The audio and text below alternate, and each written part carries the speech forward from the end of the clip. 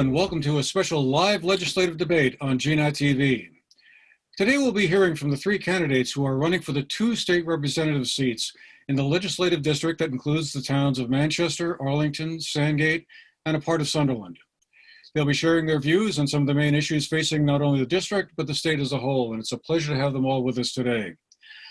I'm Andrew McKeever, the news director at GNAT-TV's News Project, and it'll be my pleasure and privilege to serve as the moderator for our debate today. GNAT is broadcasting and live streaming this discussion on our website, gnat-tv.org, on our YouTube channel, on our regular television channel 1074, as well as on social media. Regardless of how you're tuning in to our program today, we're glad to have you with us and welcome to all. In a moment, I'll describe our ground rules and format, but first of all, let's meet the candidates. We'll start with Representative Cynthia Browning, who's been a member of the legislature since winning election to represent the former district of Arlington, Sandgate, Sunderland, part of West Rupert back in 2006. She has won re-election to her seat every time since then and is going for her 8th consecutive term in office. She is also a member of the Arlington Select Board, the Arlington Board of Adjustment, and the executive director of the Battenkill Watershed Alliance. Welcome back to GNAT again, Representative Browning. Representative Kathleen James has been a member of the state legislature since 2018. She's completing her first term in office and seeking re-election for a second one.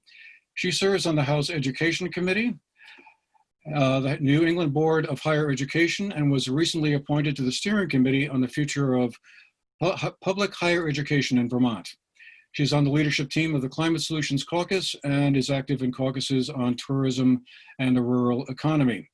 She's also, when she's not busy being a legislator, the editor of Skiing History, a nonprofit journal published by the International Skiing History Association. Representative James, welcome back to GNAT as well. Thanks, Andrew. And also we are joined today by Seth Bongartz, who until recently was the president of Hildene, the Lincoln family home in Manchester. He also served for 19 years until extremely recently, as I think in up to last week, on the Burton Academy Board of Trustees. The last 15 of those years, he served as the board chairman.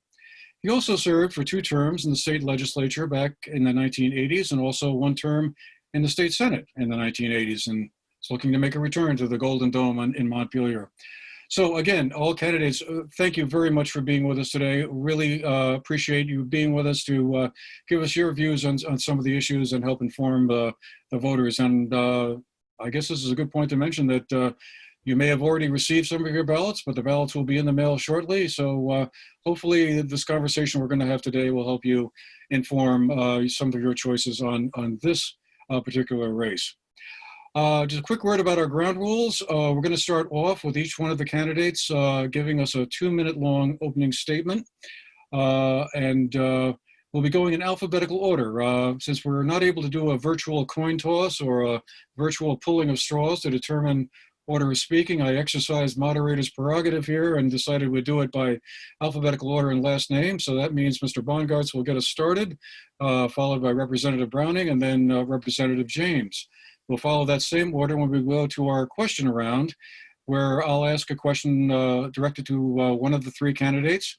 That candidate will have 2 minutes to answer that question, and the other 2 candidates will get 1 minute to answer or reply or respond or critique or rebut, whatever they may want to say. We'll go through the panel 3 complete times, 9 questions all told. Everyone will have a chance to be a first responder 3 times, and a second and a third responder 3 times. So hopefully equal time will be shared by all by the time we're done with that. If all is going according to plan, we'll have about 15 or 20 minutes or so for a discussion round where we'll kind of loosen it up a little bit and perhaps engage in some of the issues in greater depth than we might have had a chance to do during the question round, or maybe even open up some entirely new questions that we didn't have a chance to talk about at that point.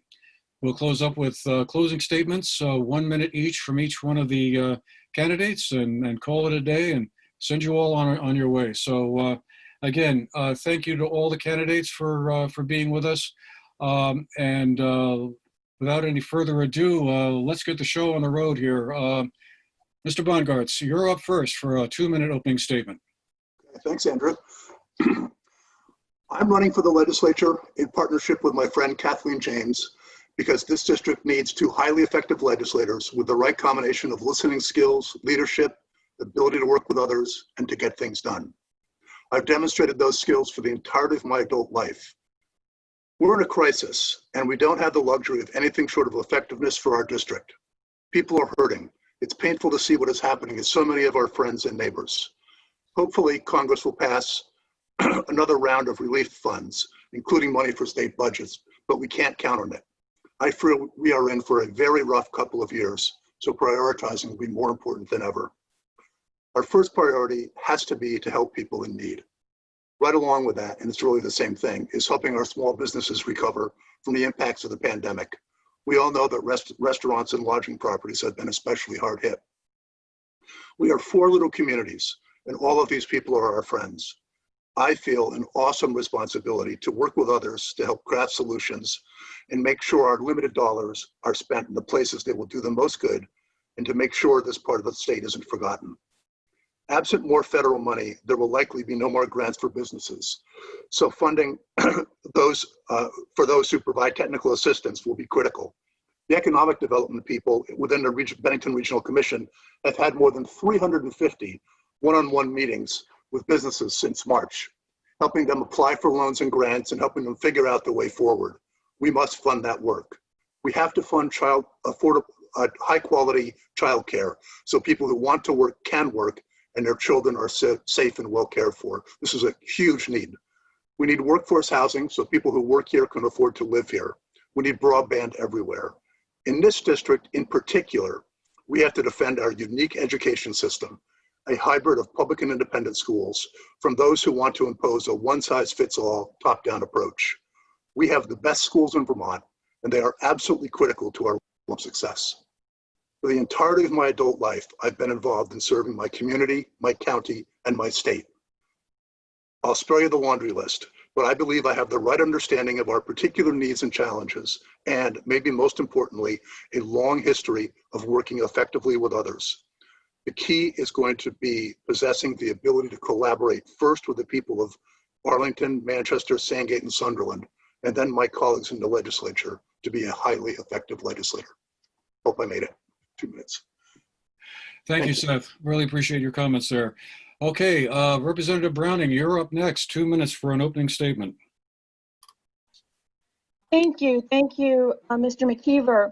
I am Cynthia Browning of Arlington, and I'm running for re-election. Seth is right that we've faced very severe challenges in dealing with the COVID-19 pandemic and severe recession at the same time. And we don't know when the recession is going to end. We have balanced the budget for this year, but we have many grave problems, and it looks as if next year is going to be very challenging, and we may not get more federal funds. I have served on 2 money committees, the tax committee and the committee that does the capital bill, and I have a working understanding of the budget. I also have an economics background. It is really important to have my skills there so that I can do a reality check on the proposals that are being put forward to solve these problems. All of the things that we need to finance, how are we going to finance those when tax revenues are falling? How are we going to make government more effective? I have been working on this issue since I joined the legislature. I have been part of the Government Accountability Committee. I've been part of tax reform to make our tax system more effective and less ridden with credits and expenditures. I know how to do these things, and I know how to work with others to get things done.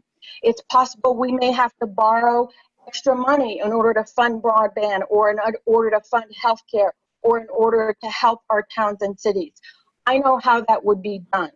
It's really important to protect our education system, and I understand the education finance system and how it should be reformed. I play a role in Montpelier where I do reality checks on what's being proposed. I do these in private, I do these in committees, I do these behind the scenes. But if I, as an economist, believe that the proposals not being put forward will not work, I do a reality check in public.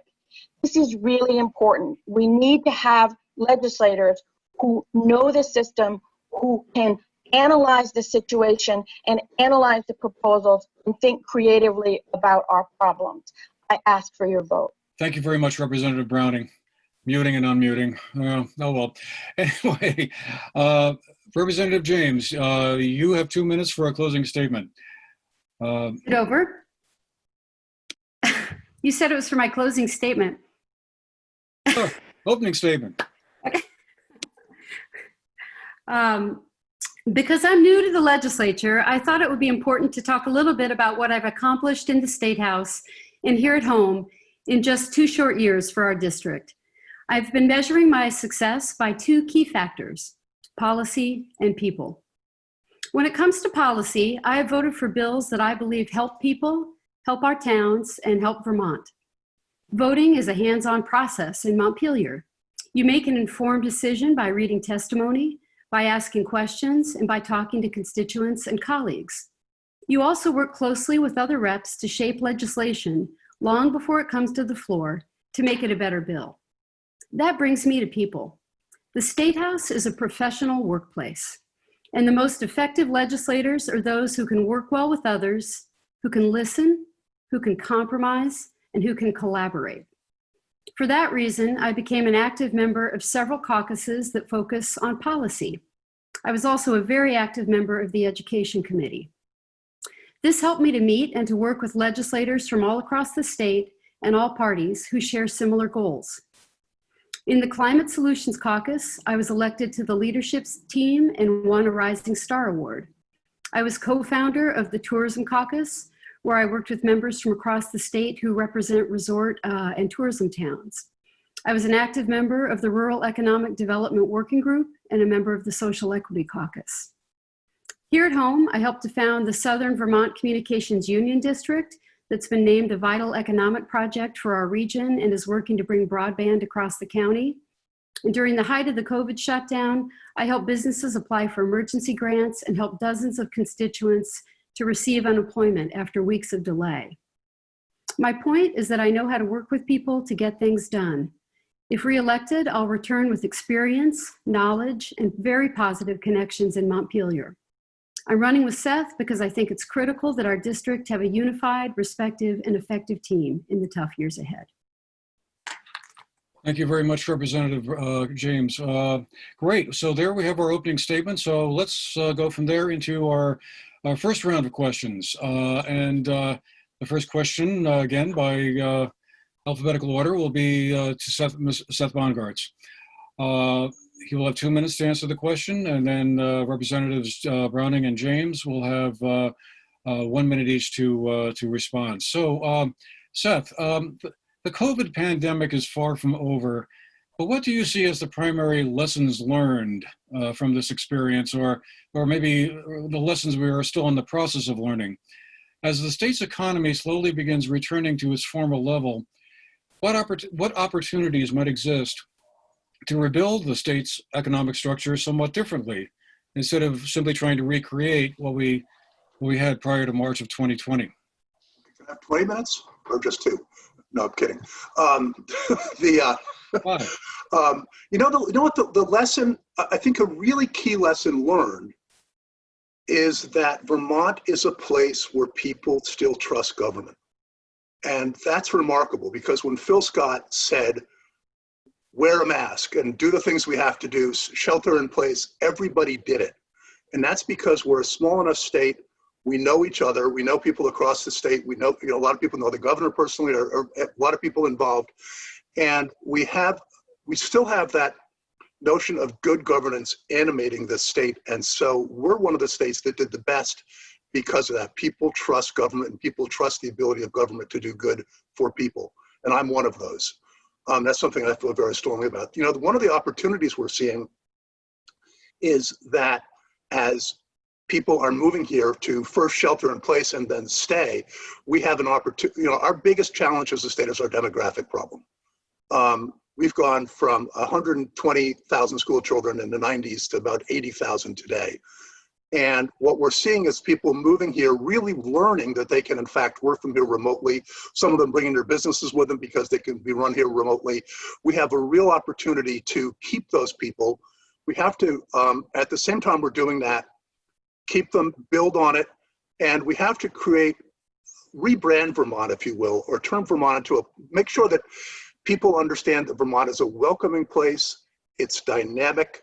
The Global Warming Solutions Act is really the beginnings of a transformation to that much more of a green economy. We have to build on those things, but the opportunity is here right now as we're seeing people move here with their families and then deciding to stay. And for this region, our schools are, we're better positioned than almost anywhere in Vermont, maybe almost anywhere in Vermont, in large measure because we have such amazing schools, and we have to protect those schools. We have to make sure they thrive, and that's one of the reasons it's happening here.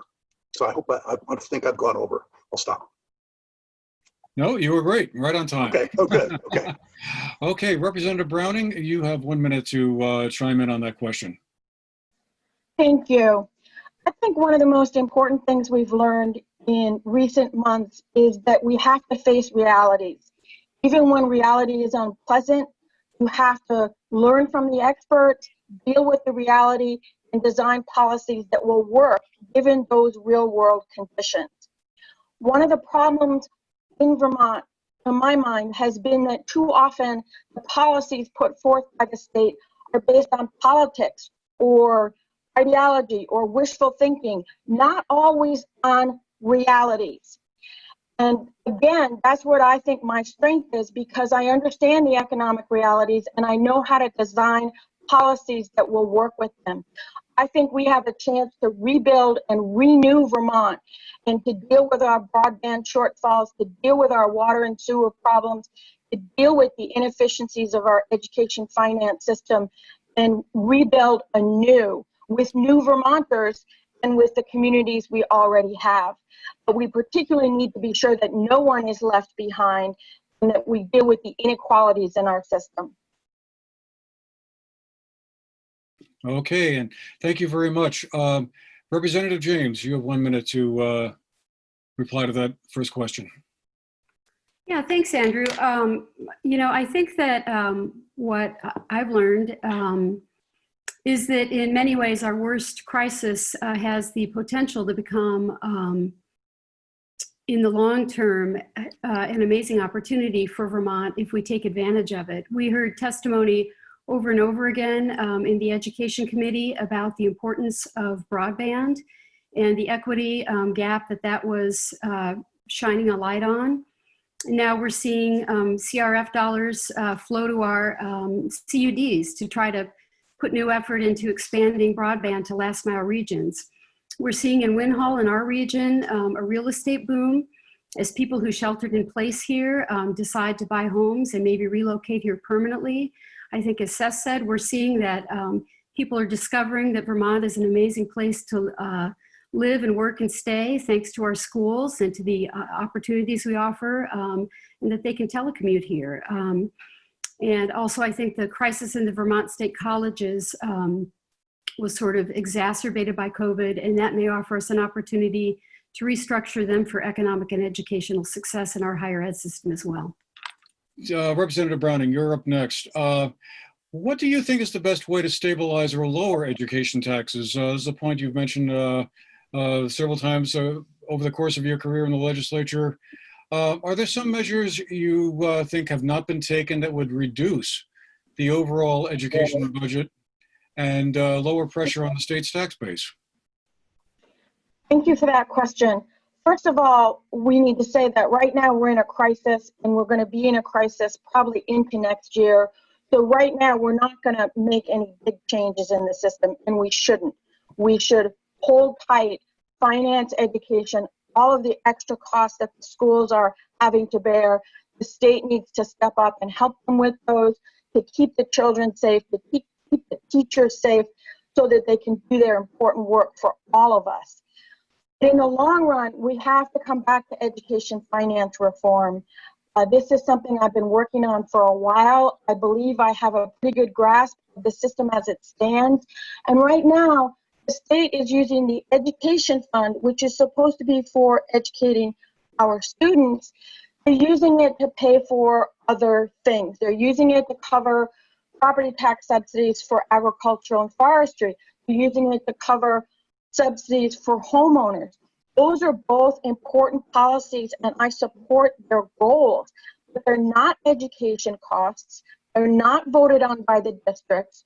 Before the education fund existed, those costs were paid for in the general fund.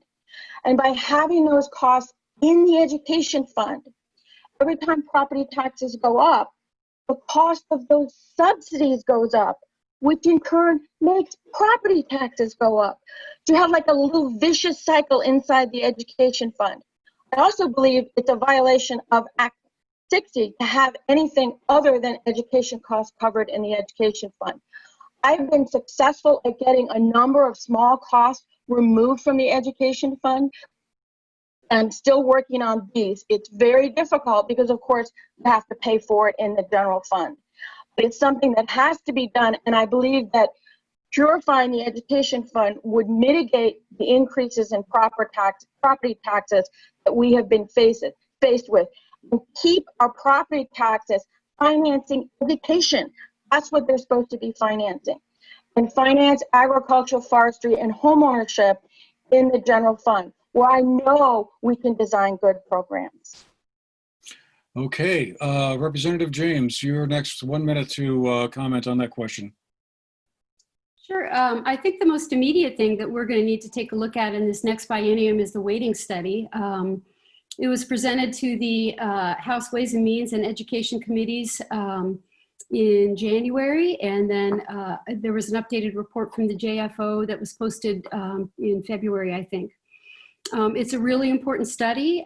It takes a look at how we account for the different costs of educating students who are low income or who attend rural schools or secondary students. And when I first saw the report, I was very concerned when I saw the impacts it would have on some of our different towns. But the second report shows the cost of applying it across the Taconic and Green District or across the SVSU or the Battenkill Valley Supervisory Union. And it's going to be a little more neutral, but it's still going to have a very big impact. It's going to be a very big deal statewide. I think it's going to need to be phased in very carefully, and it's something we're going to be needing to take a lot of testimony in. For something that's more immediate, I think that's going to be facing us in the next biennium. And of course, any serious proposals for overhauling the education fund that are moving through the legislature with a lot of collaboration as a team, I'd be happy to take a look at. Okay, thank you very much. Seth, you get the last word on this question. I guess I'll just start by saying it's worth stepping back for just a second. You know, we can always find something we don't like about formulas, including me. But we should remember that the Act 68 has provided resources to districts with limited capacity. It's really done a very good job of helping to equalize opportunity for children across Vermont. And we should remember that it protects low and moderate income homeowners by having them pay according to income.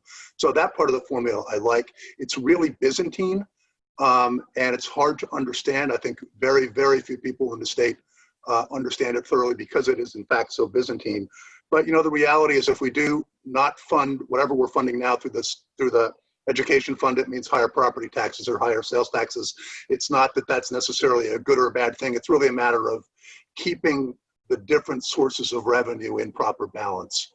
You know, so I think we just have to, as always, and I think Cynthia's right, we're not going to get it to this session because it's going to be a matter of dealing with the emergency. But over time, we just have to look at that carefully and look at the proper balance of taxes that we use to fund everything we do in Vermont. Okay. Next question goes to Representative Kathleen James. So you'll have 2 minutes to respond to this one. On broadband, what do you think is the best approach, and where would the money come from to speed up the build out of faster, better broadband and internet capacity across the entire state, including underserved areas? If it's the communication and union districts, that could take us at least a couple of years, that approach. And do we have that kind of time, given the context of the pandemic and the urgency for robust broadband to all parts of the state? Well, I guess in an ideal world, I think, and don't quote me on this, but I think that the cost of wiring up the entire state, if the state were to pay for it, would be in the order of $300 to $400 million. And I would need to check that. So that would be a big cost. That's a big commitment. In the past, at least, Vermont has said that it's not willing to do that or not able to do that.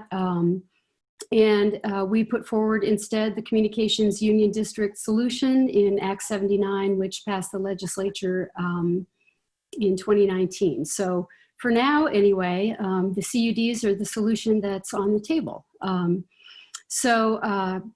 Seizing on that, I looked last year at what Windham County was doing and organized a forum to try to get a CUD organized in our district. I got people together.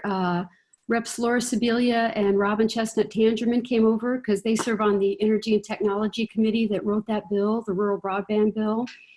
And I advertised it in the papers. We had about, 24 people came up, and they formed a task force. And from there, a group of volunteers took that to town meeting and formed the CUD. And since then, those volunteers have been doing amazing work. They've won significant grant funding. They brought down some CRF money. They've started a feasibility study. They've done a poll study, and they've teamed up with Tilson to bid for a very significant federal grant. And that's tapping into federal funds. I think there's a $16 billion federal pool of FCC money, and they'll put that grant in October, and we'll hear in January. So while it's not the fastest solution, maybe it's the solution that Vermont has in play right now. It's what we're doing. And if there's serious will at the state level to bond or find a way to wire up the entire state faster, better for $400 million, let's do it. All right. Mr. Bongartz, you got 1 minute to comment on that question. Well, Kathleen really said what's going on. It is the action is in the CUDs, and Kathleen, I don't know if you tooted your own horn or not, but you helped start the CUD here. And 85% of our county actually has decent access to broadband, but 15% doesn't, and that's a lot. And Sandgate is one of the towns that is the least served. The cost for closing the gap in Bennington County would be around $40 million. But this thing that's going on with Tilson, with first the CUD, getting the feasibility analysis, which including the poll study, which is actually a huge deal, and then Tilson being willing to, and if we partner with Windham, and that's what's going on, we're going to end up, I think, partnering with Windham. The critical mass may be there for Tilson to do the build out and actually make money. But a large part of this is going to be whether their grant application, which is in, and we'll hear by January, is successful. If it is, this is actually really amazing news. We actually could be on the way to closing the broadband gap here in Bennington and Windham counties, and that's pretty remarkable. And I love the fact that it was done with first real effort on the ground through the amazing work of the board of that CUD, a little bit of state funding to help provide the grant money to do the study, and then the real opportunity at the federal level. So it's really, we could be into something good here. Okay, so, Representative Browning, your turn for a 1 minute comment on that question. Thank you. First of all, I'm actually on the Southwest Vermont CUD as a member from Arlington, so I'm actually working on that project. I think people might like to know why we can't just order the cable companies or the telephone companies or the internet companies to extend service, and that's because the federal laws, I think telecommunications law of 1998 has forbidden us from doing so. So that's one of the things that makes it so hard. What I think we may need to do in order to actually get this done and to build on the fantastic work that has just been described is to take some bonded dollars from the capital bill, the state's borrowed money, and use it as a reserve, kind of collateral, that then the CUDs can borrow against or can use as matches against grants. Because I think this is just going to cost a lot, to get it done, and it's fantastic the progress we're making. But if the state really cares about the last 15% in Bennington County, it needs to step up and provide state funding. And I think the capital bill is the place to do that, because there won't be room in the general fund. You might not have to spend the money. It would just be like a collateral, a reserve that the CUDAs could borrow against and use as match. And again, financing things is key. Okay, that completes the first round of questions. Let's move on to the second round, and back to Mr. Bongartz again for this question.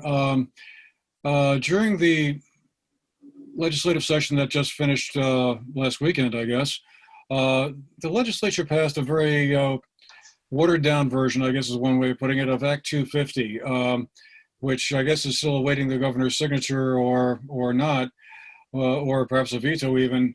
The bill doesn't talk about such things as promoting downtown development or making the process, the Act 250 process, smoother and more predictable, which was one of the major complaints of the existing statute that was passed back in 1970.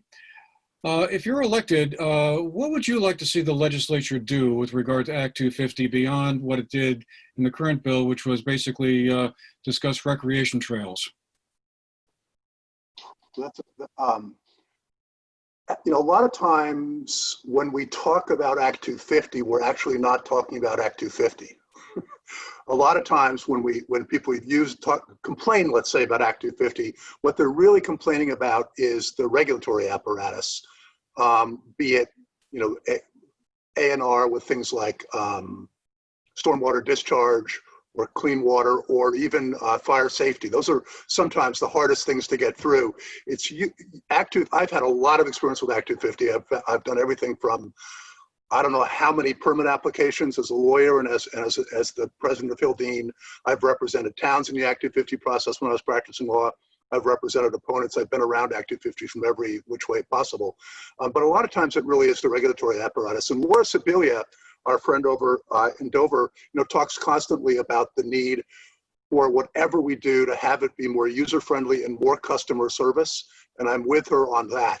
I think the principles that were looked at in the Act 250 bill of trying to make it, whether it's Act 250 or the entire regulatory apparatus, making it easier to develop in designated downtowns, especially those with sewer and water, is something that conceptually I support. I conceptually support the notion of doing what we can to prevent more forest fragmentation.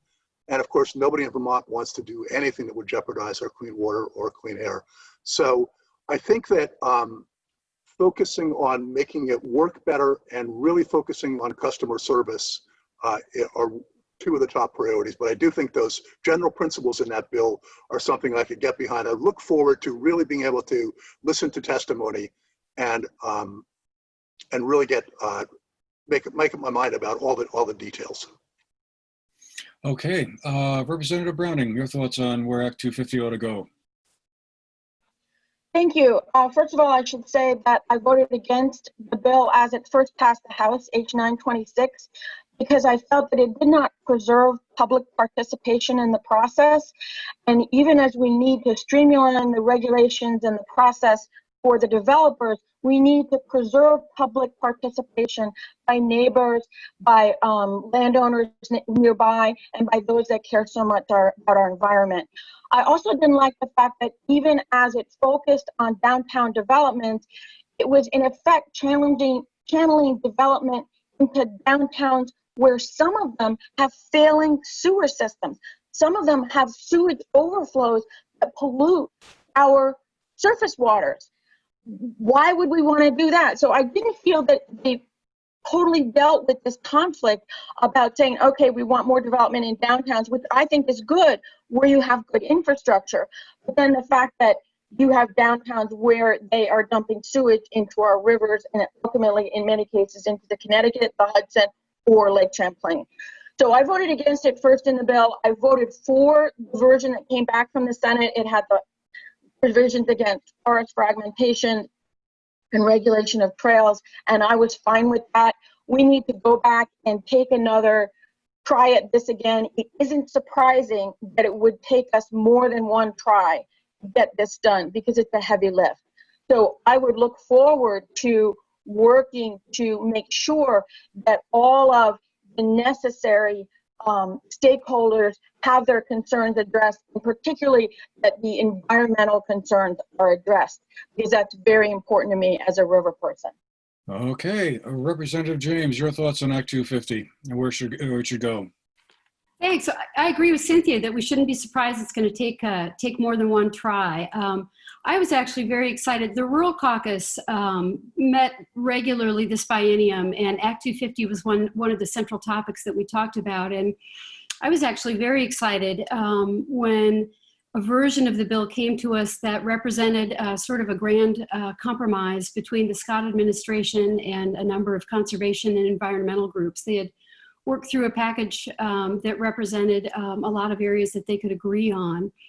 And that shifted and changed quite a bit. I did vote for the bill coming out of the House. I didn't think it was perfect. There were some pieces I liked and some pieces that I hoped would be improved in the Senate.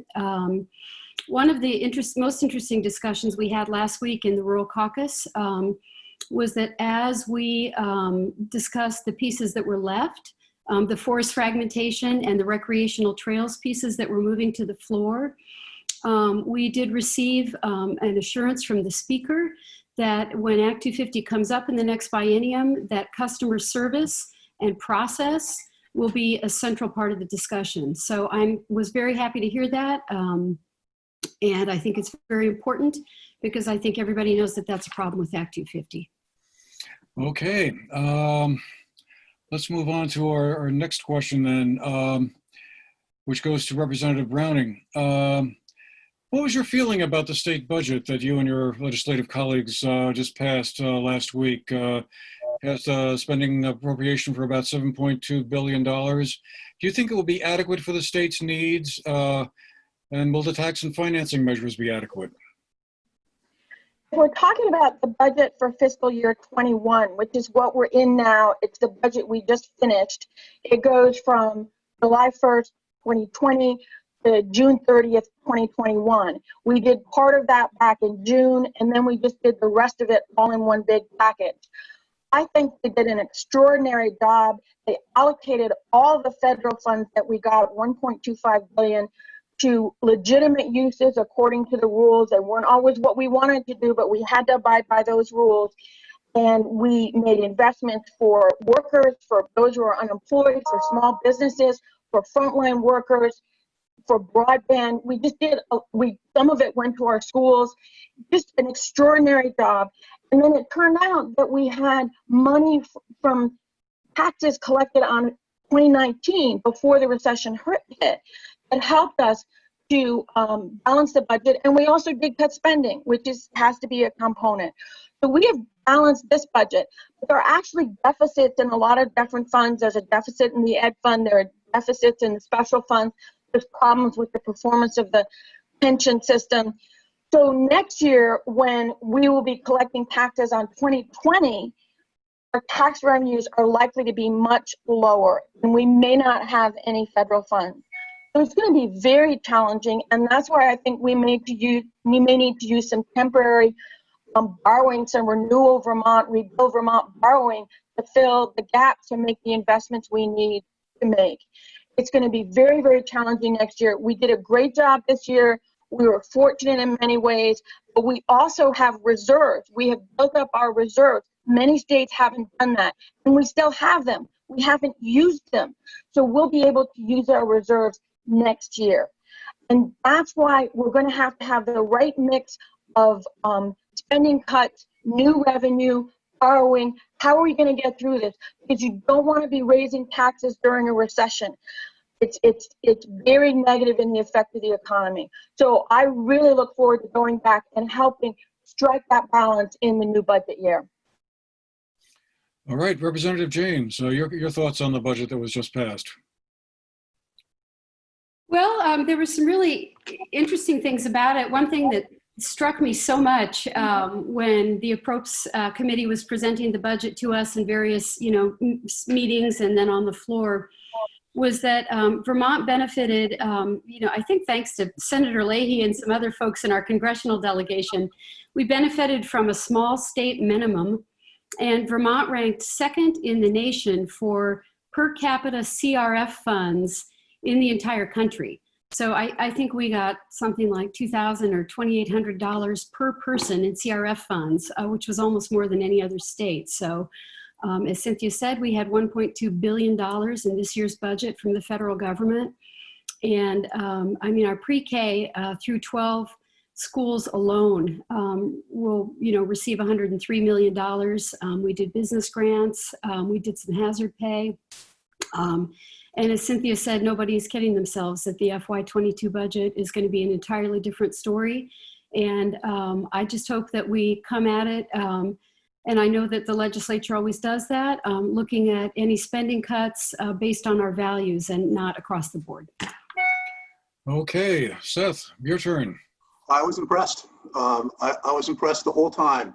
When the legislature, and think about the legislature having to do all this remotely. Thank God that capability was there. And I'm glad that the legislature, voted to do it that way. I really don't have a lot to add to that. All I'm going to say is I watched that process unfold, and I watched the way that the leadership and the committee chairs and everybody involved really did everything they possibly could to help Vermonters. And I don't think there's much I would have done differently if I'd been in the legislature from what passed. I'm totally impressed. And obviously, as we've all been saying, it's really going to, the real issues are going to hit next year.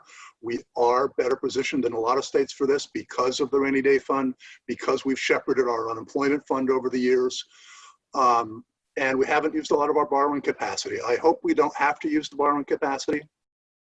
But I agree with Kathleen that we can't just cut. I'm not necessarily, we may not be able to cut at all or very little, because I'm very much into this notion that we need to protect people, and people need us to look out for them now more than ever. Okay, next question goes to Representative James. The Global Warming Solutions Act mandates that the state reduce its carbon emissions by about 26% below the 2005 levels by 2025, and at least 40% below the 1990 level by 2030. And this was, of course, was the bill you folks passed that the governor vetoed, and both the State House and the State Senate overrode that veto. If those levels aren't met, the state could be sued or be liable for some legal action by, I'm assuming, ordinary citizens. I guess, I'm sure we can all agree that reducing carbon emissions is important and desirable. Are these goals realistic, do you think? And what happens if we don't hit them? Can the state really suffer a severe financial penalty or be in danger of some costly financial penalties, as the governor was apparently concerned about? Or where do you think this could go? Sure. Well, the goals are achievable. Actually, for a number of years, emissions in Vermont were rising, but very recently, or more recently, in the past couple of years, they have been dropping about 3 or 4% a year, which was a recent turnaround. And if you combine these more recent falling emissions rates with the steps that we'll be able to take in the Global Warming Solutions Act, we will be able to meet the targets set in the bill, and the goals are realistic. So that should be good news. And also the cause of action that's laid out in the Global Warming Solutions Act is really very narrow.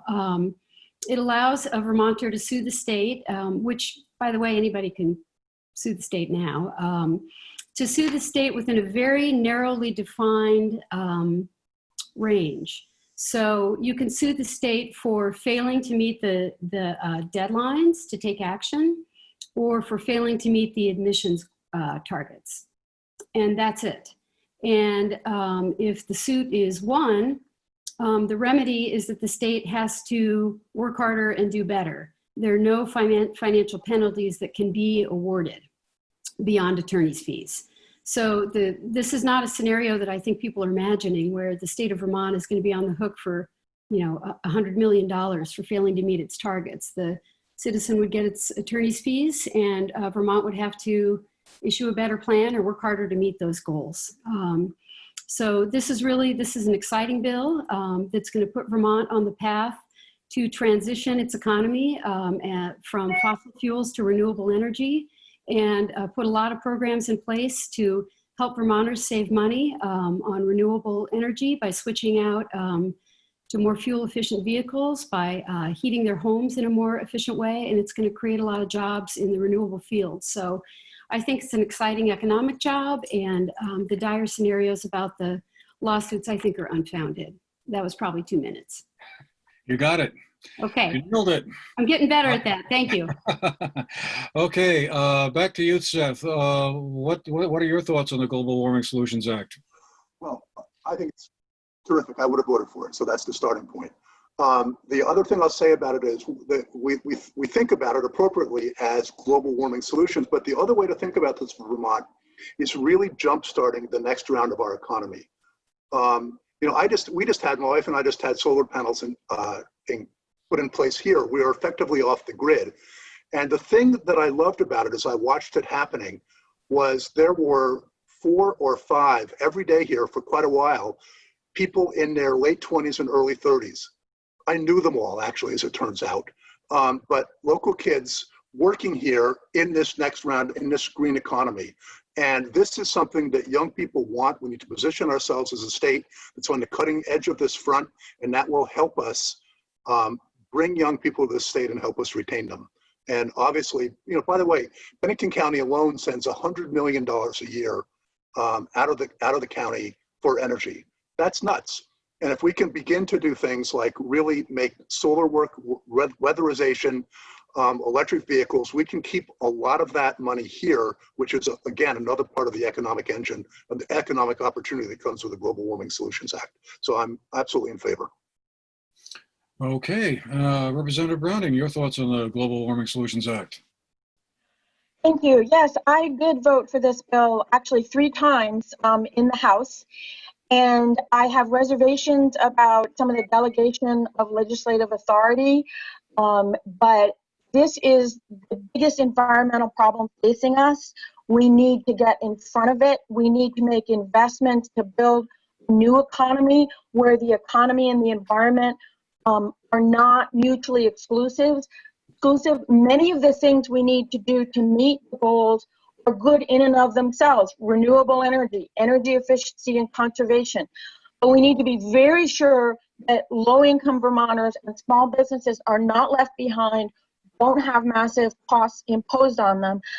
And we need to remember that although this council is supposed to come up with a plan, nothing will happen without the legislature funding the proposals and approving of the rules. And the legislature can change the Global Warming Act at any time. So it's not set in stone. It can evolve as we need it to change. But I think that we have great opportunities, and I think I'm most suited to evaluate the proposals to see if they're based on reality and whether they'll help both the economy and the environment. Okay, on to the third and final round of our questions here in this part of our discussion today. And back to you, Mr. Bongartz. This question pertains to affordable or workforce housing. A question that comes up, has come up an awful lot and over the past few years. How can the state best provide for more affordable and workforce housing? Is it a question of issuing more housing bonds, or is there some other way the state could incentivize developers to propose more affordable housing projects that they assume that they could make some money building? Now, it's, of course, as you alluded to, it's a critical issue for this area. We have the technically affordable housing we're doing pretty well with. I think Shires Housing does an amazing job. They're an amazing organization. We were just at I was just at, actually along with both Cynthia and Kathleen, the opening of the house built by Habitat for Humanity recently. So we're making good progress and we're doing good work for the technically affordable housing. As you suggest, the real issue was workforce housing, or a real issue was workforce housing. The initiative for that, in the end, is going to have to come from the local level. The initiative is going to have to come from the local level with, select boards identifying areas, or with groups of people getting together, a combination of public and private partnerships, nonprofit, getting involved and and getting things started. But what the state can do is fully fund the Housing and Conservation Fund. We've taken money away from that over the years. All the money from the transfer tax is supposed to go there. And I am in favor, despite the fact Beth Pierce, who I respect a lot, is skeptical about whether we should float a $50 billion bond for housing. But frankly, I'm in favor of that, because if we really care about this issue, we're going to have to put some money up for it. And we could use that money for a combination of grants and loans, because a lot of times what happens with something like workforce housing is it will come close to penciling, but it doesn't quite pencil and needs a little bit of help to get over the top. So a $50 billion bond, if we were to go that route, could provide a lot of extra capital to help get these projects over the top. They're obviously going to have to go, it's a combination of rehabbing existing housing stock that's in some ways often the cheapest, is to rehab existing housing stock. But if we're talking about new housing stock, it's going to tend to want to be on places with municipal sewer and water, and that's where the select boards have to be involved, and private developers and nonprofits all working together to make it happen. And the state can help from the top close some of the gap, some of the affordability gap, and I think that's something that we need to look at very carefully and we need to make happen. Okay, Representative Browning, your thoughts on how we get more workforce or affordable housing going? Well, when I was on the House Corrections and Institutions Committee, we did put more money towards affordable housing, but I agree that we need to invest more. We need to make sure that it will stay affordable, and I think the renovations of existing housing is key, because that can be the fastest and best way to bring houses online. Also, we think we need to look at how our housing stock is being used, because in the past 10 or 15 years with the development of Airbnb and short-term rentals, a lot of houses and apartments have been taken out of long-term rental and put into short-term rental. This has been a tremendous economic activity for many Vermonters. I'm not opposing it at all, but we can't just keep building more and more housing and then have it go out of the long-term rental or the primary house market. I don't know how to solve that problem, but I think it's an important one, because we've built a lot of houses, a lot of apartments, and a lot of condos have been built, and somehow we never get caught up. I think we also need to look at housing vouchers, because if the rents keep going up and people don't have money to pay for them, they don't have affordable housing. So I think we need to look at vouchers as well. Okay, Representative James, your thoughts on affordable housing? Thanks. Yeah, in the rural caucus, again, useful caucus for around here. One of our priorities this year was to make sure that we fully funded the Vermont Housing and Conservation Board. That was pre-pandemic. And I had been down in Arlington, I think last year, to a special housing summit they convened at the Arlington Area Renewal Project, and they were doing some of that work in partnership with the VHCB, which was neat to see that happening in our region. I know for Manchester, we had a study come out in January, a mixed-use market study that said that our economic vitality was being held back by a lack of housing options for young professionals. And we passed a housing bill just last week that was intended to, or is intended to, encourage more affordable housing development statewide. There was a provision in it that will be great for Chittenden County, but did not work for towns like Manchester. So I worked with the BCRC and our town planner to submit a bunch of testimony from our town and similar towns, and we got that provision pulled along with other legislators. So it's important to remember that housing bills definitely cannot be one size fits all across the state.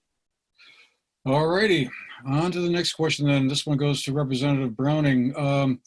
We've heard an awful lot about the ultimate fate of the state colleges in the last legislative session. So what do you think is the future for them?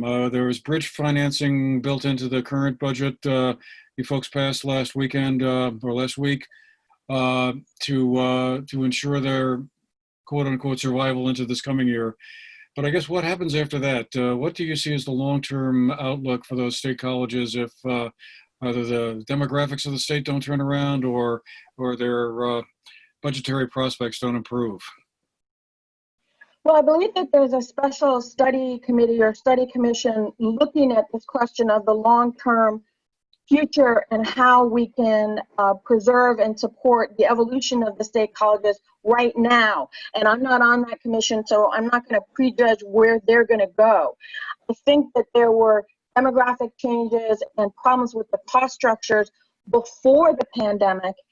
The state has not kept up with putting money into the state colleges to keep up with inflation, and that's because of all the other demands on the state's money.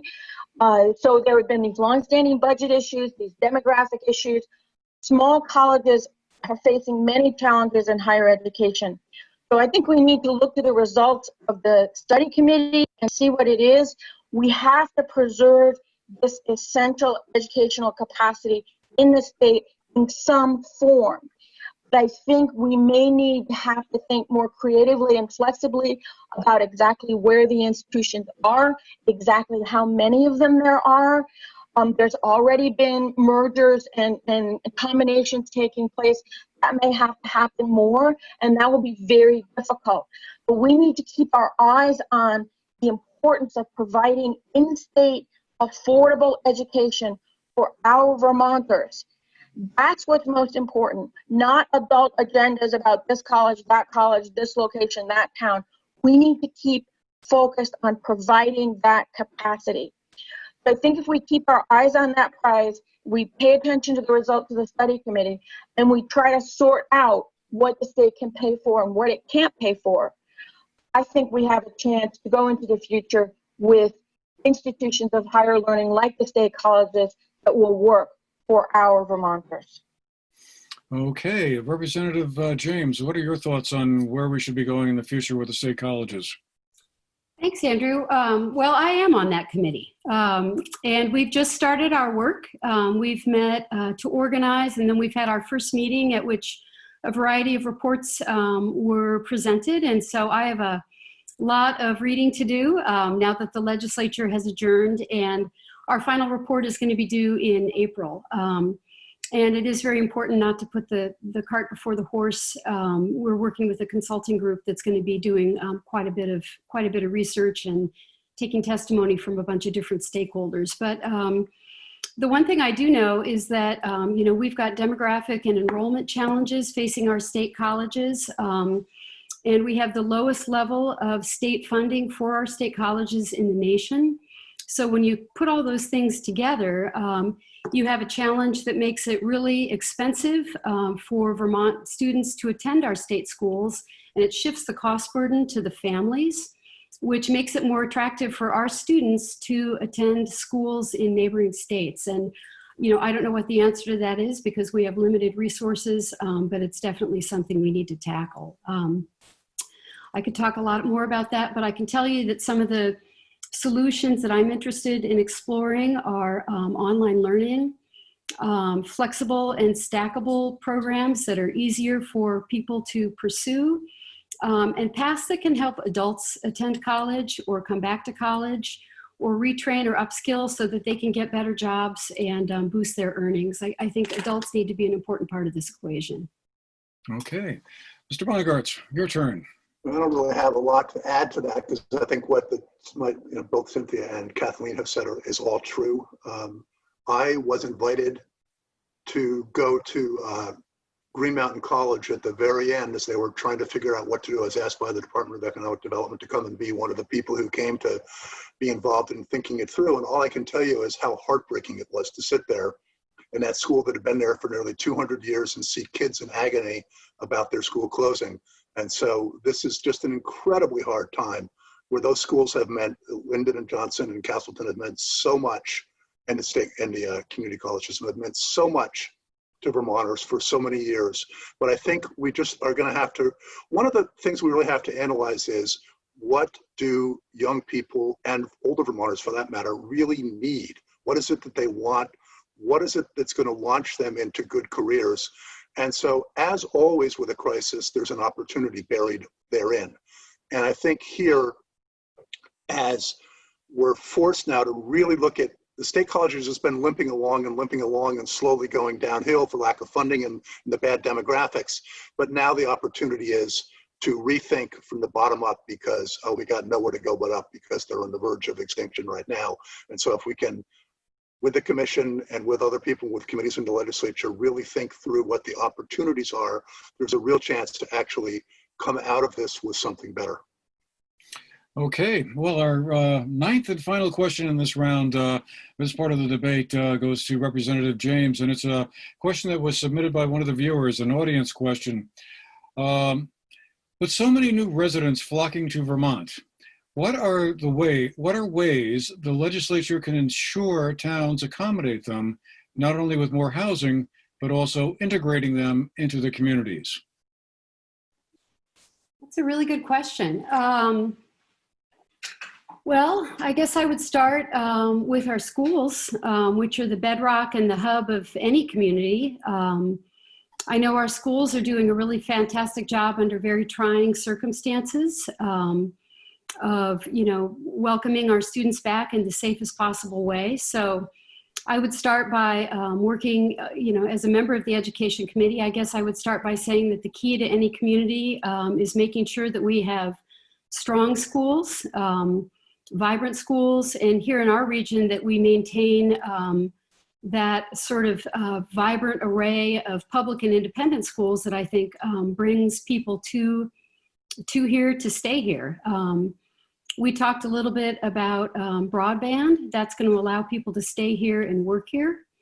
It's difficult to think about how we can hold events and forums to welcome people to the town under the challenges of COVID. I mean, my first thought as a kind of a people person is always to think, geez, we need to have a series of events and welcome folks to town and start going door to door, but this is not the time to do that. So I guess I need to start, maybe brainstorming innovative ways to reach out to people and get them connected. How we can welcome people to our town government, start getting them connected to the services and resources we offer and through innovative social media campaigns, maybe.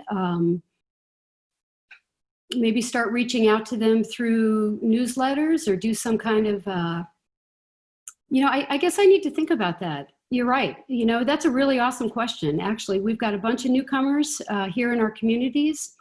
They may not be connected to the community in a way that some of us longtime residents are. We can't greet them in the normal ways we usually would. And I guess my first thought goes to social media because that's the way folks are connecting. So that's a great question. I'm going to have to give it some thought, and that gives me something to think about.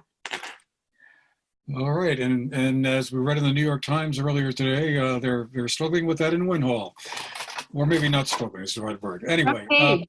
at least it sounds like they got things under control at the town dump. Anyway, let's see, Seth, your turn to comment on that. 1 minute to give us your thoughts on how we can integrate newcomers to the state.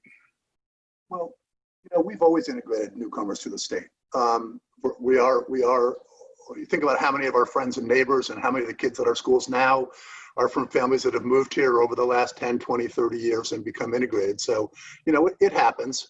I think that, on the one hand, it does present some challenges right now because housing stock is effectively gone. Those stories about, houses going in 10 minutes after they go on and people competing for them. And so that is going to put that much more pressure on the housing stock to keep housing affordable for a lot of the population. But in the end, we have to embrace vitality.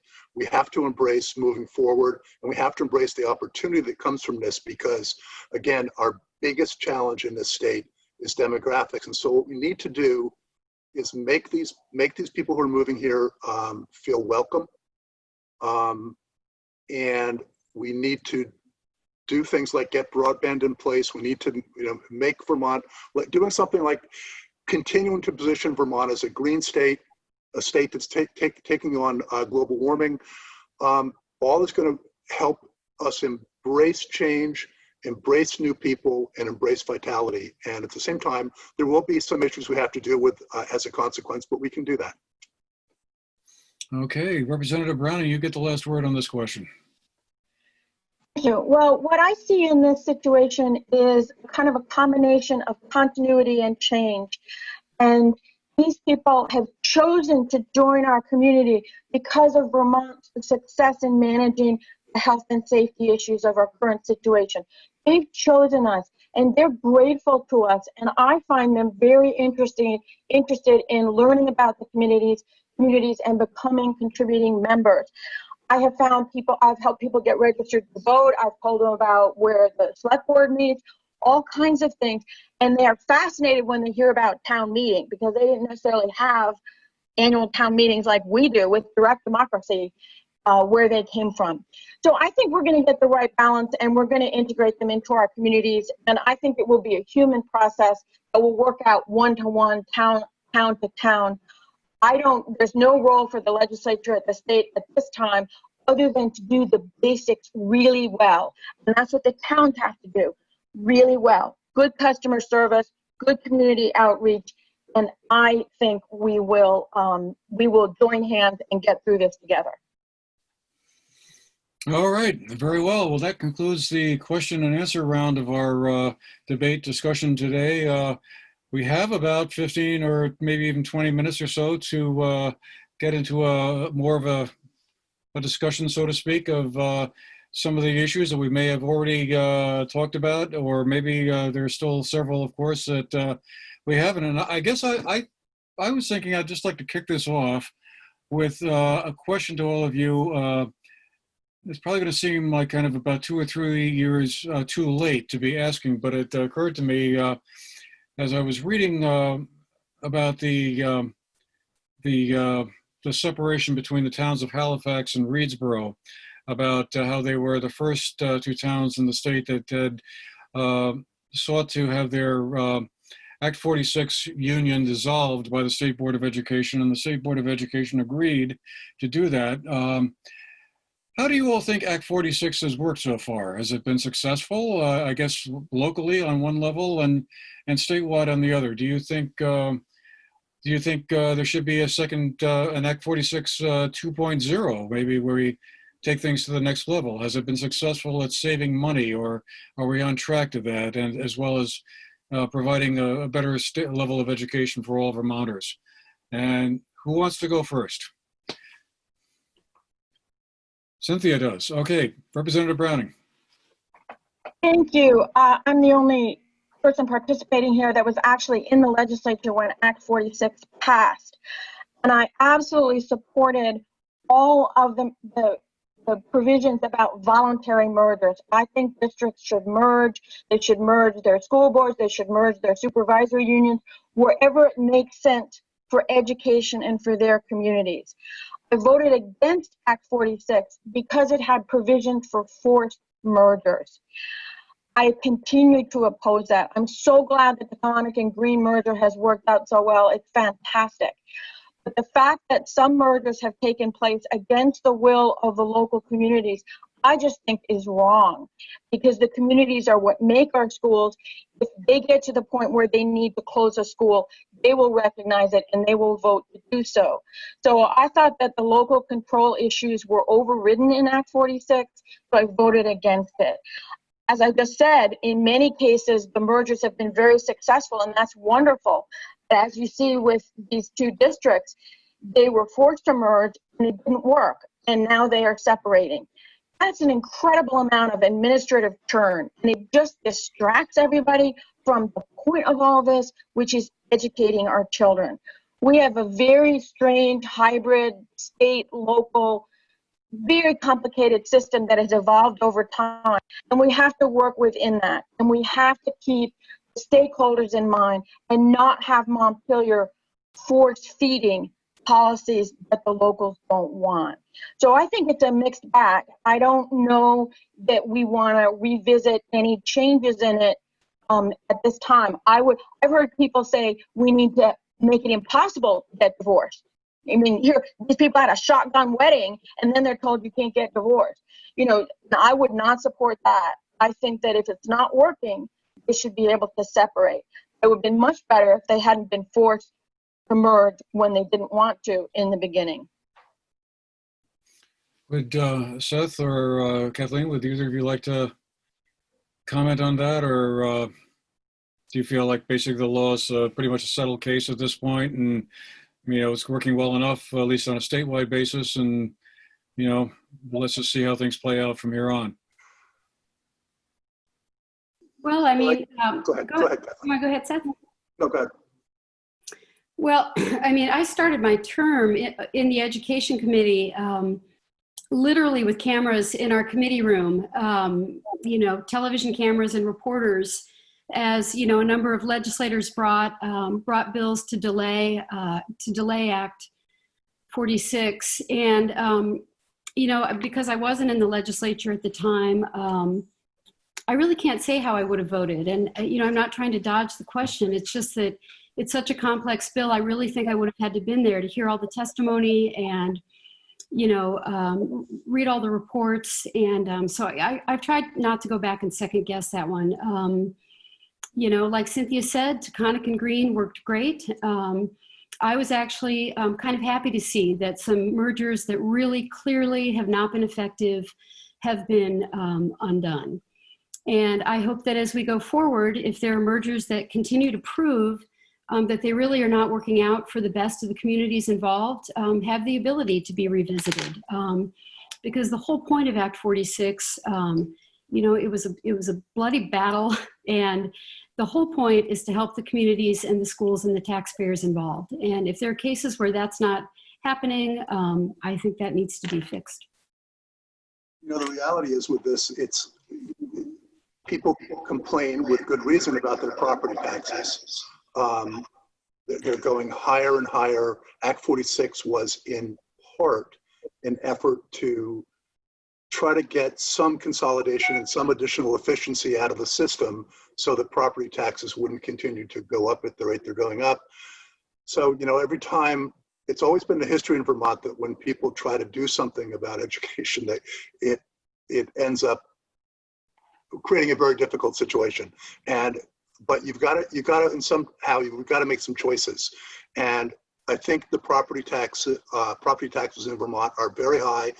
People complain about it. It's one of the things that's hurting Vermont. And so as a rule and as a notion of a framework, Act 46 made sense. I absolutely agree. We have to keep looking at it case by case, district by district, because things are going to change, and what made sense at one point for a district isn't going to make sense later. So to say that they should never be able to get out is insane. We have to allow towns to do that. I wish Arlington, for its sake, had been given the extra year. And I'm sorry the board didn't do that. I would have been in favor of that. But Yeah. The act on one level makes sense. It created the framework. I think the notion of a lot of those happened voluntarily, and that was great. And the rub came with those that became mandatory. And I think we just have to keep looking at when you say, Act 46.2, absolutely. It happens all the time. We have to always be willing to go back and look at things to make sure they're working right and adjust them accordingly. And I did want to chime in on this. I mean, it's not a merger, but, rather just a reassignment. But I did find it really frustrating that, Battenkill Valley is asking for extra time before it merges with Southwest Vermont Supervisory Union. And, I signed a letter along with, Bill Basic and the board asking for that extra year in light of COVID. And I know this is a long running situation and, there are other factors at play, but it seems like the state board is just being unduly obstinate. And, to say that COVID and all of the factors facing the Battenkill Valley schools and the Bennington schools are not a factor to give them extra years, it makes no sense to me. So, I guess that gets back to that issue of when things are not working, you need to listen to the local schools. Andrew? Yeah. Andrew, I just have one more perspective on this. One of the things that happened when the Taconic and Green merger was combined is Sunderland put their accumulated Green Mountain National Forest tax revenue into their budget because they didn't want that revenue to then go into this other supervisory union and not benefit their schools. And that was totally understandable. They abided by the rules. They did that. So it meant that their tax revenue was quite low because they put all this money in it. And remember, there was a cap on how fast your tax rate could rise after the Connick and Green merger. In Montpelier, there was a proposal to say that they couldn't do that they couldn't have their tax rate low and then have it grow only slowly over time. It was unbelievable. Sunderland played by the rules. They made it work for themselves, and the state was going to say, no, you can't do that. You can't have that low tax rate. I worked with other legislators who were in similar situations with their district to push back about that because Sunderland played by the rules, and then the state wants to change the rules. This is an example of why you need to have legislators who understand the system, who know how it's working, and who can stop things that are going to hurt our district. It certainly was interesting speculating, thinking about the Arlington situation there. I know it has been a long-running situation, but let me pivot slightly to one that's another point that's slightly related to this. We didn't really get around to discussing it, I don't think, in our question round, and that's about childcare facilities. I know the state is setting up a series of hubs around the state to help working parents with childcare needs as schools begin to hopefully get back closer to more and more in-person instruction. But of course, childcare was an issue before COVID came along. What do you think the state should be doing to sort of help out working parents with childcare facilities? Is there a role for the state to play in all of that? Yeah. Well, oh, okay, that's the answer. Keep it simple. And what is that role? Kathleen, you had your hand up. The state is already subsidizing childcare for many parents, providing subsidies and vouchers. We again have a very complicated mixture of public and private. I think what's really important about the current state efforts is that they not adversely affect existing private facilities. But we really have a problem because parents can't go to work if they don't have good childcare. The one thing I would say is that I don't want to put this cost in the education fund because it will drive up property taxes. Pre-K costs are already in there, but we can't put the childcare costs, and people propose that all the time. Remember, in the education fund, the tax rate is set based on the cost. So you set your cost first, and then you set the tax rate to meet it. That's not true in other things. Usually you live within the tax revenue that comes in. So the temptation is just to put things in the ed fund because then the taxes have to raise to cover it. So that's why you have to be very, very careful that you not put too many things in the education fund that are not pre-K through 12, because otherwise you'll just drive property taxes up. So I think the state has used some of the CRF funds, the federal funds, to get through the emergency. But we are going to have to find money to keep subsidizing either parents for the tuition or the facilities themselves. And it's not going to be easy, but it's an essential part of building our workforce. Representative James, did you want to comment on that? Sure. Manchester is opening one of the CRF-funded childcare hubs today, I think. But in terms of the legislative role, we passed, last year we passed, and I was a sponsor on a big childcare bill. I think it was an $8 million bill. And it did a number of things to support childcare around the state, a number of really important things. And it expanded access to childcare, made it more affordable for low and middle income families by boosting those subsidies that Cynthia was just talking about and expanding access to them.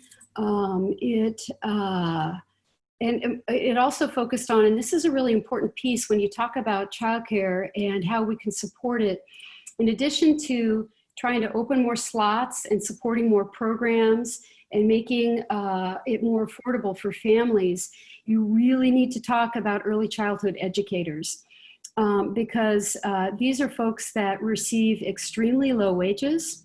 A lot of times they need, expensive credentials and degrees in order to, be in the field.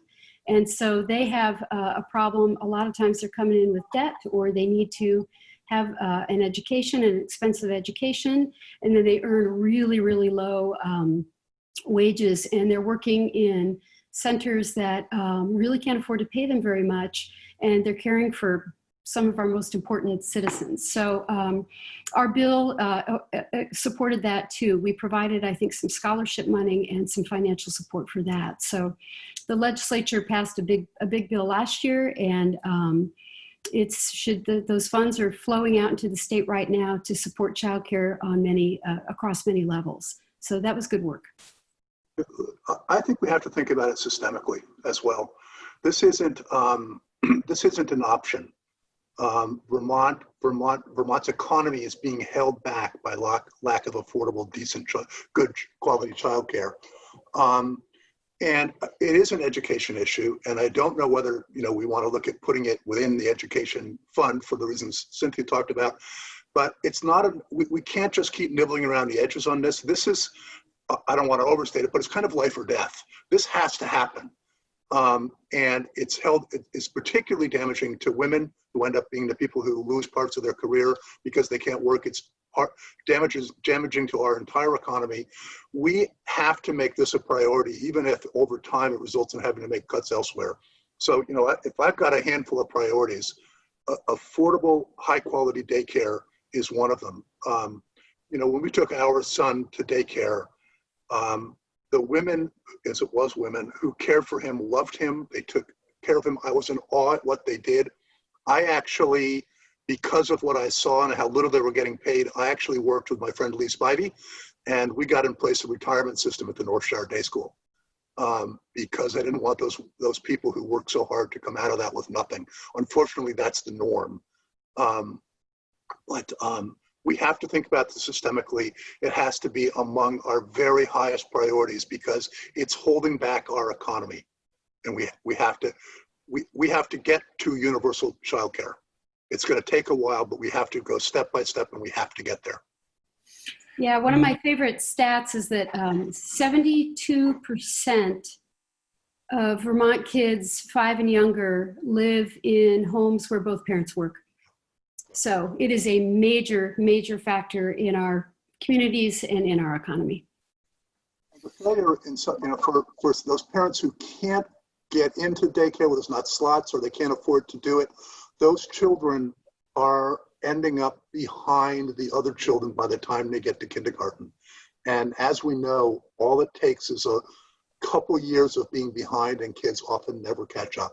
So this is a major issue for us. Yeah, we had a bill in our committee this year.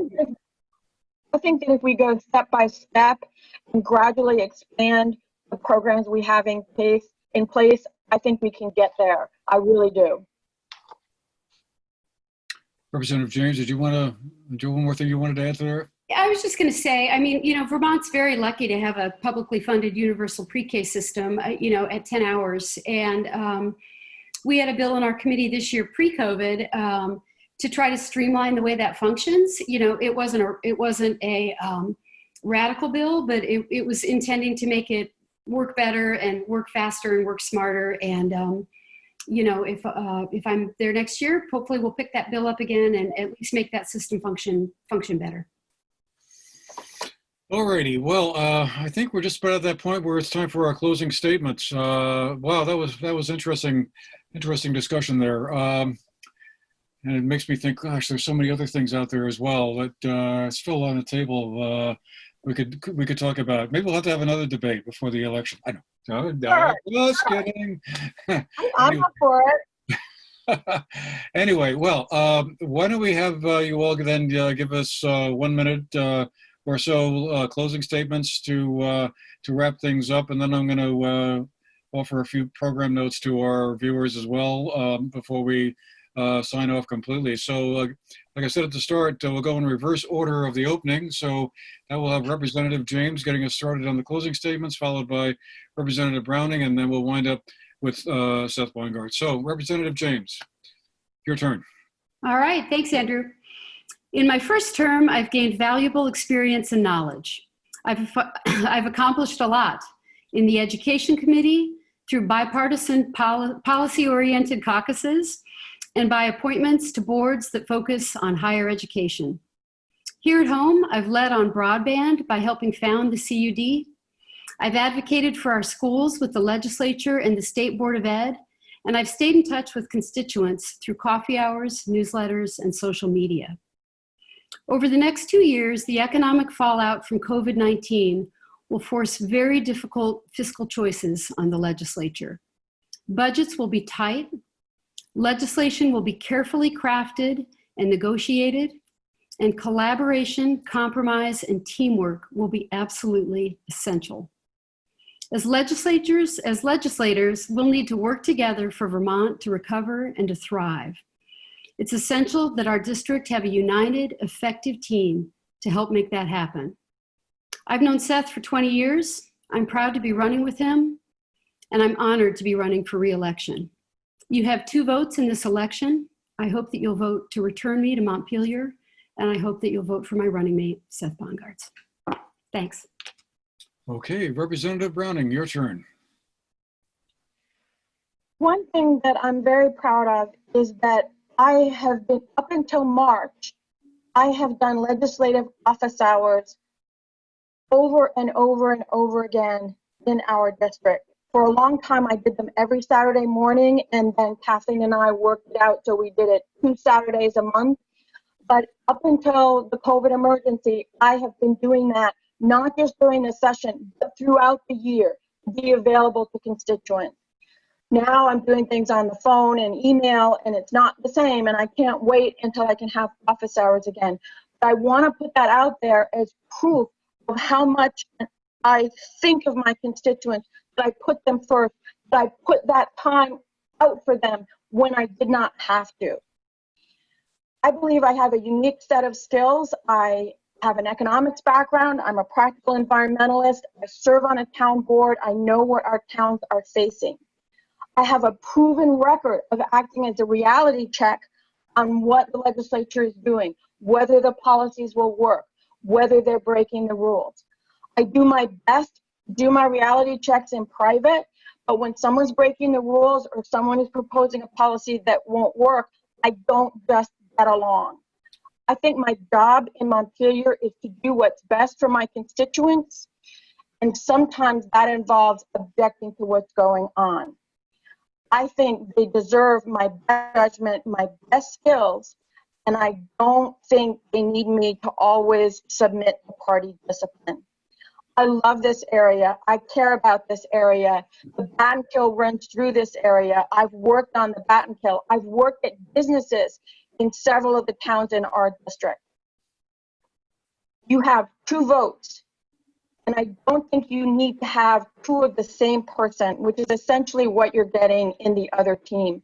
I think you need balance and diversity and experience and knowledge, especially given the difficult times we face. I ask for one of your 2 votes. Thank you, Representative Browning. Seth, you get the final word here. All right. You know, first, I think we forgot to thank GNAT for hosting this forum. GNAT has provided, and this is really important, unbelievable public service through this pandemic.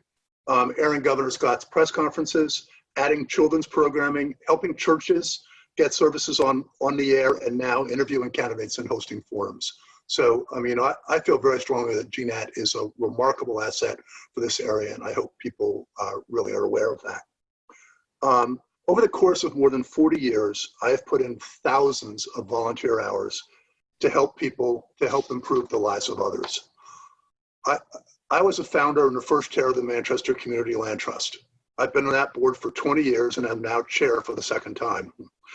We've completed 8 projects, some small, some large. When the Wilcox Farm was struck by fire, I put in literally hundreds of hours meeting with the family and helping to raise money to conserve the family land, which in turn helped get the operations back on their feet. We also spearheaded the effort to conserve 80 acres of gorgeous farmland on High Meadow Way.